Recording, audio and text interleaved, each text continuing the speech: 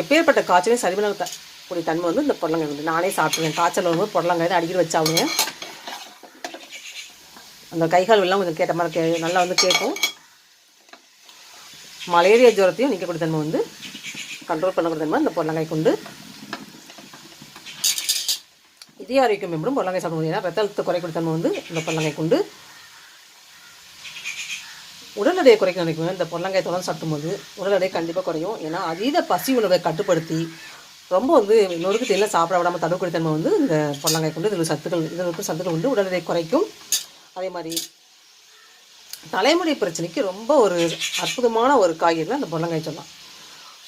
அந்த காலம் அப்பயே சொல்லுவாங்க, நம்ம அம்மா மாதிரிலாம் சொல்லுவாங்க, புடலங்காய் சாப்பிட்டா புடலங்காய் மாதிரி நீண்டு கூந்தல் வளரும்னு சொல்லி.